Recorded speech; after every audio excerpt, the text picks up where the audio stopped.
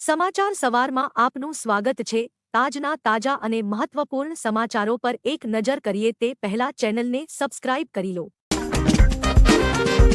Rajkot game zone અગ્નિકાંડમાં કુલ 33 લોકોએ જીવ ગુમાવ્યા। શું છે સમગ્ર મામલો આવો જોઈએ। 25 મે 2024નો દિવસ રાજ્યમાં ગોઝારી ઘટના તરીકેનો કાળમુખો દિવસ રહ્યો। રાજકોટમાં આવેલ ટીઆરપી મોલમાં 25 તારીખે સાંજે 5 વાગ્યે આગ લાગવાની ઘટના બની હતી। આ અગ્નિકાંડમાં ધીરે ધીરે મોતના આંકડાઓ વધીને ગઈકાલ સુધીમાં 33 સુધી પહોંચ્યા છે। આગ લાગવા પાછળ ઘણા કારણો બહાર આવ્યા છે। શરૂઆતમાં વિગત બહાર આવી કે એસીમાં ધડાકો થવાથી આગ લાગી। ત્યારબાદ વિગત સામે આવી કે દાદરામાં ચાલી રહેલ વેલ્ડિંગના તણખાથી આગ લાગી હતી। હાઈકોર્ટે અગ્નિકાંડ અંગે સુઓમોટો જાહેર કરતા કહ્યું આ માનવ સર્જિત આપદા છે। આ અગ્નિકાંડમાં પરિવાર ગુમાવનાર પિતાએ મીડિયા સમક્ષ વેદના ઠાલવતા કહ્યું કે તેના પરિવારના 5 સભ્યો અગ્નિકાંડમાં ગુમાવ્યા છે। દોષિતોને ફાંસીની સજા આપો। જો તેઓ જામીન પર બહાર આવશે તો હું તેમને મારી નાખીશ। અગ્નિકાંડમાં કુલ 6 લોકો સામે ફરિયાદ દાખલ કરવામાં આવી છે। ઘટનાની જાણ થતાં જ સીએમ ભૂપેન્દ્ર પટેલ અને ગૃહમંત્રી હર્ષ સંઘવી ઘટના સ્થળે પહોંચી નિરીક્ષણ કર્યું હતું અને ઈજાગ્રસ્તોને મળ્યા હતા। સાથે જ ગુનેગારો સામે કડકમાં કડક પગલાં લેવા જણાવ્યું હતું। પીએમ મોદીએ પણ ઘટના અંગે દુઃખ વ્યક્ત કર્યું હતું।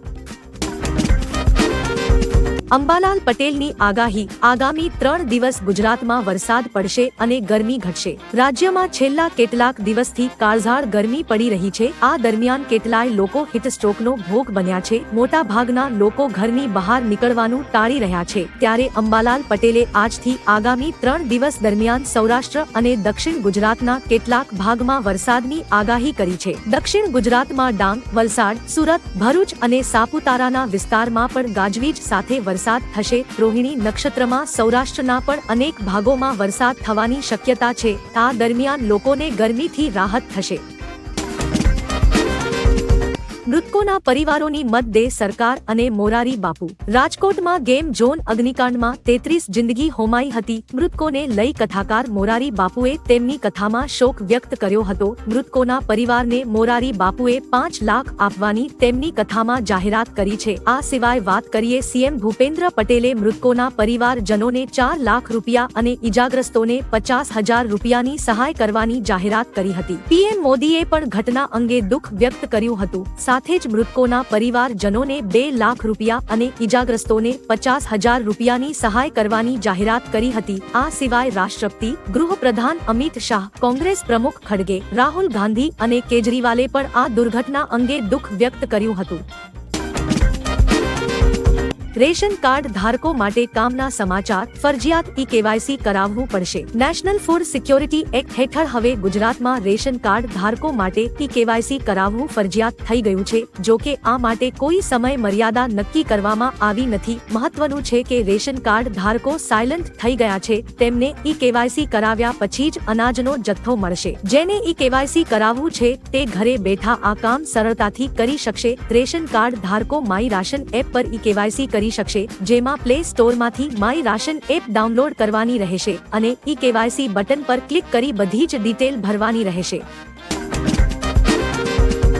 વેફરની સિઝનમાં બટેટાના અને આકરી ગરમીમાં લીંબુના ભાવ વધ્યા। સાથે ડુંગળી પણ મોંઘી થઈ। ઉનાળાની ગરમી વધતા લીલા શાકભાજીની આવક ઓછી થઈ છે તેમજ શાકભાજીના ભાવમાં વધારો થયો છે। તેવામાં ડુંગળી અત્યારે 35 થી લઈને 50 રૂપિયે કિલોએ વેચાઈ રહી છે જ્યારે બટાકા પણ 35 થી 50 રૂપિયા પ્રતિ કિલોએ વેચાઈ રહ્યા છે। આ સિવાય ગ્લોબલ વોર્મિંગના કારણે ઉત્પાદન ઓછું હોવાથી લીંબુના ભાવ ભર ઉનાળે 140 થી 160 રૂપિયા પ્રતિ કિલો સુધી પહોંચ્યા છે। આગામી સમયમાં પણ વધુ ગરમી પડશે તો હજુ પણ ભાવ વધવાની શક્યતા છે।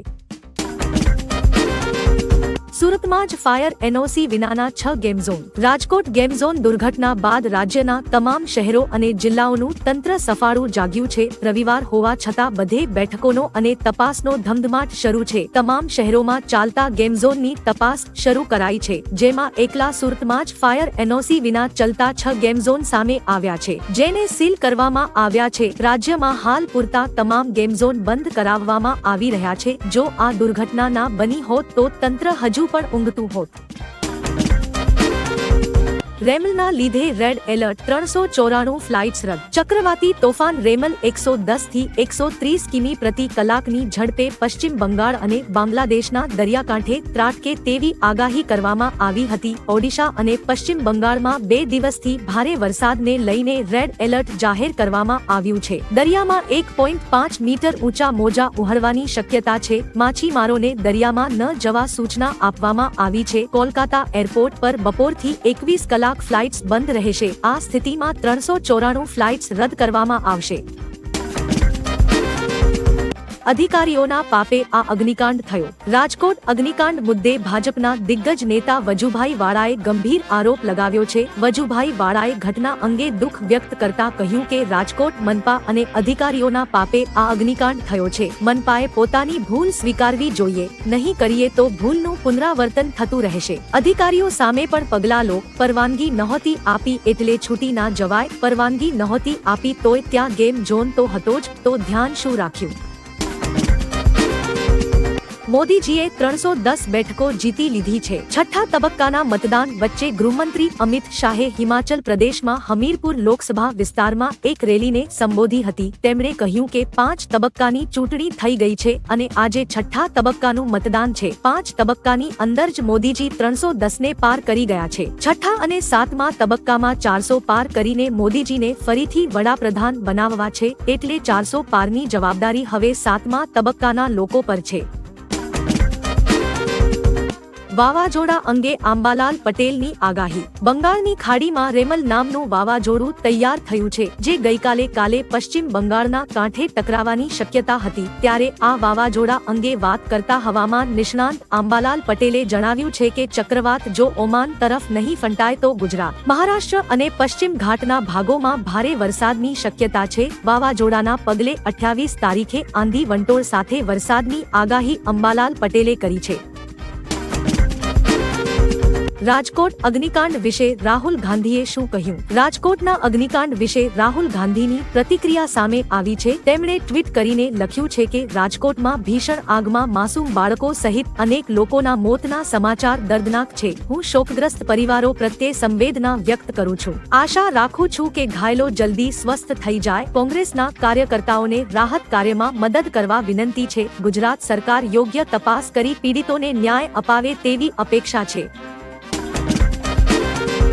મોદી સરકારના 10 વર્ષ પૂર્ણ. ગઈકાલથી તારીખ 26 મે 2014ના રોજ નરેન્દ્ર મોદીએ પ્રથમ વખત પીએમ તરીકે શપથ લીધા હતા. આજે મોદી સરકારના 10 વર્ષ પૂર્ણ થયા છે. આવી સ્થિતિમાં જો ફરી એનડીએ સરકાર બનશે તો નરેન્દ્ર મોદી સતત ત્રીજી વખત પીએમ બનશે. મોદી સરકારના છેલ્લા 10 વર્ષના કાર્યકાળ દરમિયાન જમ્મુ કાશ્મીરમાંથી કલમ 370 હટાવવા, સર્જિકલ સ્ટ્રાઇક, કોવિડ સમયગાળા દરમિયાન અન્ય દેશોની મદદ, G20નું સફળ સંગઠન અને અયોધ્યામાં રામ મંદિર નિર્માણ જેવા કામો થયા.